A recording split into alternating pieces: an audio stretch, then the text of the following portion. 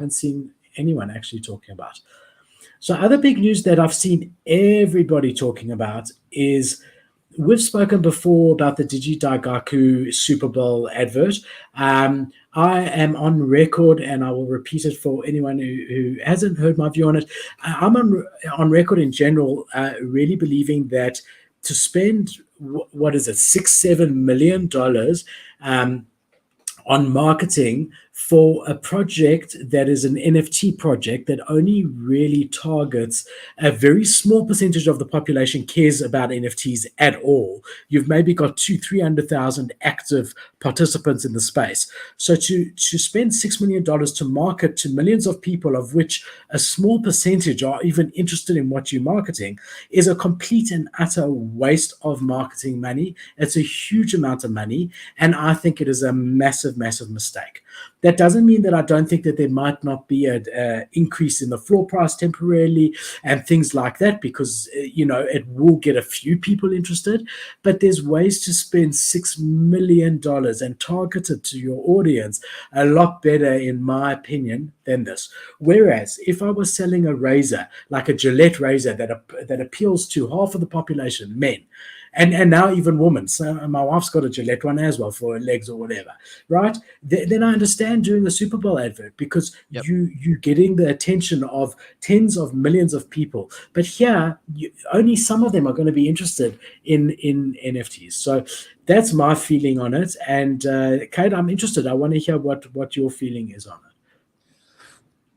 For the amount they're going to pay for this and the place we are in the market, it's probably not the most optimal decision, but we need people to do things like this. Otherwise, we'll never go forward. Like, we need people who are going to be willing to bite the bullet and do big, scary, risky, expensive shit like this. And I can't think of a better project to do it.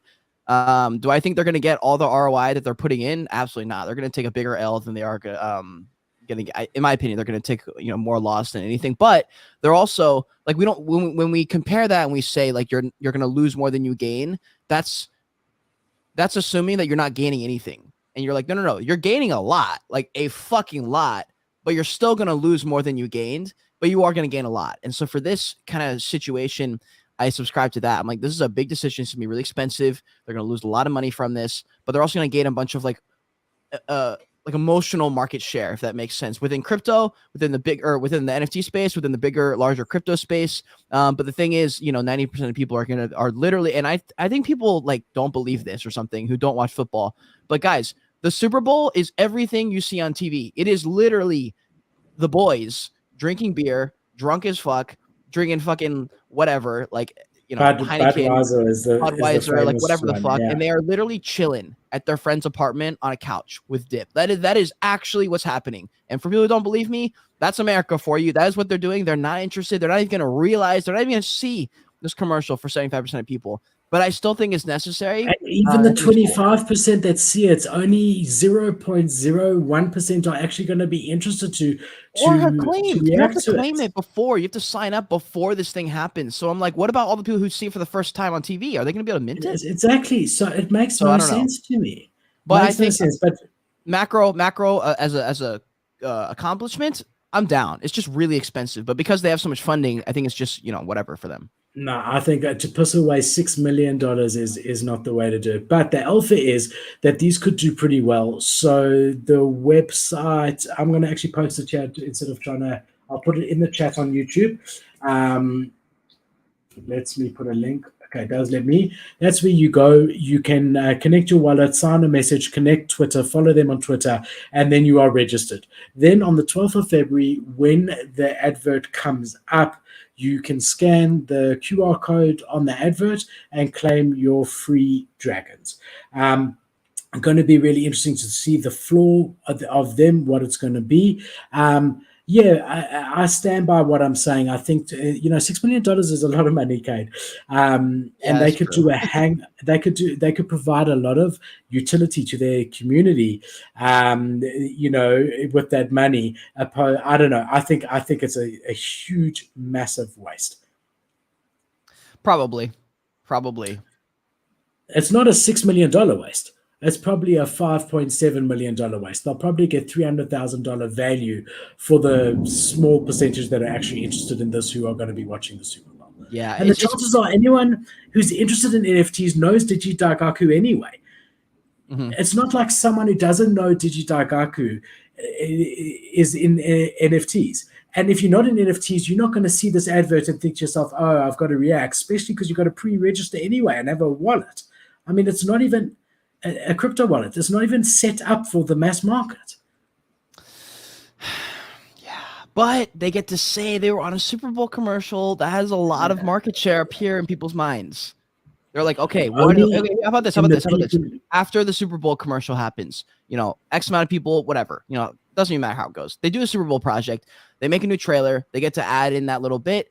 Then in the middle of the year, 2023, a big gaming meta pops and they say, who are the top gaming projects? And you say Imposters and you say DigiDaigaku. And there's no one else because those are the only two that come to mind. There's probably a couple. My Pet Hooligan. My Pet Hooligan, Fluff. I know there's a bunch, but like when you think of the top, you're thinking of Imposters because of Elio, and you're thinking of DigiDaigaku because they bought a Super Bowl ad and because Gabriel Layden. That's hard to beat. You're already thinking DigiDaigaku, and you're thinking Imposters without him spending $6 million on a Super Bowl advert. So it's not the Super Bowl advert that makes you think it. I mean, we've spoken about DigiDaigaku before. They're holding a 13 ETH floor or something to that effect. Yeah, 12.6 Ethereum, bro.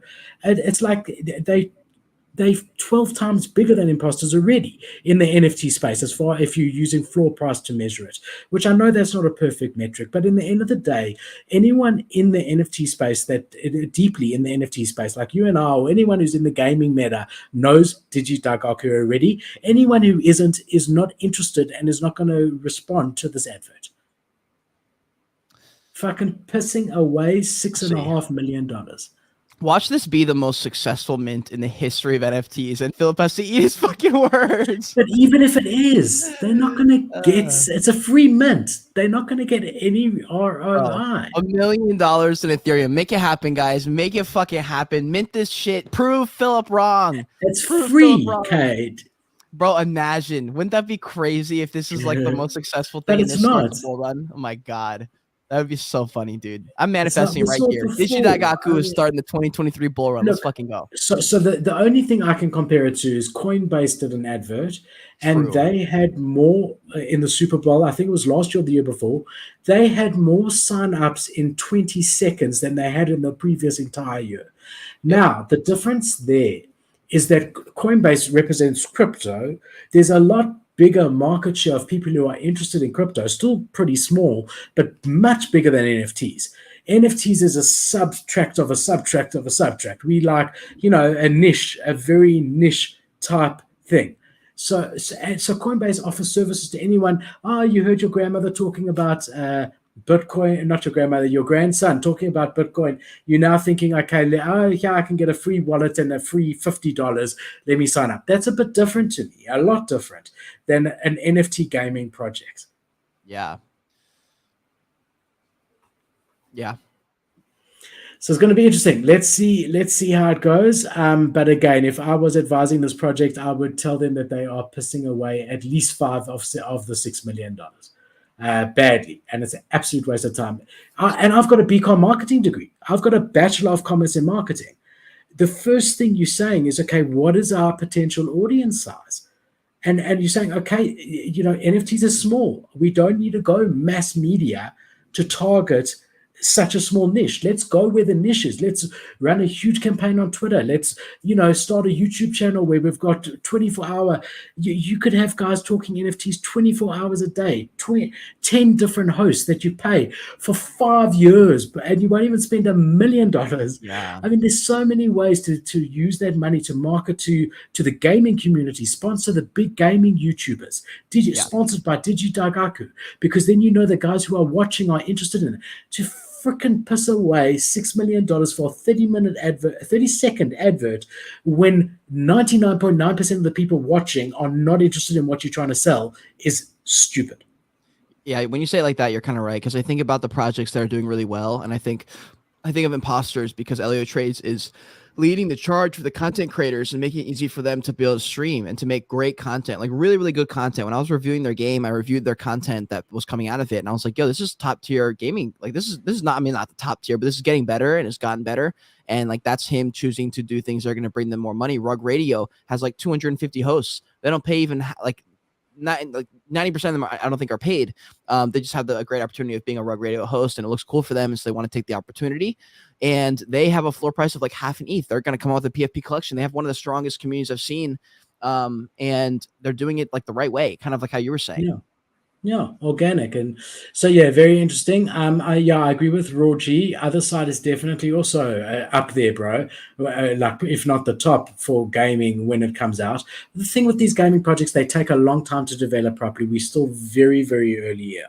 Very early on the space. I think we're still a couple of years out before you really get a game that's fun to play, that people just want to play it. Like, these big gaming studios, the amount of, like, the guys who do Fortnite and things like that, the amount of games they launch before they get a Fortnite that actually takes off. So we're going to have to see a lot of NFT games that are crap or even good, but no one's there. I mean, what's the fun of playing a multiplayer game and you're walking around and it's just you, me and you, okay? So there's a lot of moving parts here, but I do think the gaming meta is going to be massive, but I think we're a long way out. I really, really do. I think like yours, Yeah, but not the narratives, bro. There will be metas. That's the only reason I'm down. If there wasn't going to be metas that are temporary that will cycle in and out, I wouldn't bother. But because I know it'll come, because Elliot trades, because Gabriel Layden, because of these kind of events, I know it'll be kept in the limelight enough. And there's so much, there's just a financial opportunity there. And there's also innovative opportunities. Like if a company comes out like DigiDaigaku and they're like, yo, we just developed a software for Oculus and you're our favorite gaming YouTuber, we want to send you one and we want you to do a review. Like I want to get those type of opportunities. And that can't come without me, starting when there's not all the attention here. So that's kind of my thesis there. I agree. I think it's going to be very interesting to see. And I think, so let me finish that thought. Very interesting to see what you're saying, if this is going to lead to a gaming meta pump afterwards.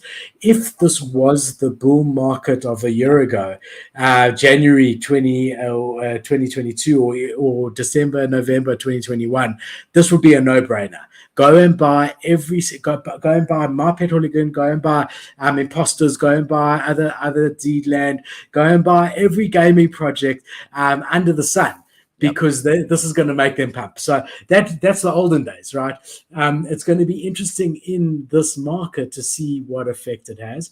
Look, I haven't heard anyone talking badly about this except me. But I'm thinking about it from a pure return on investment perspective, and with a unique background in marketing, and with running my own successful business for 20 years, which I just think, I think I'm right. I think it's an absolute waste of money.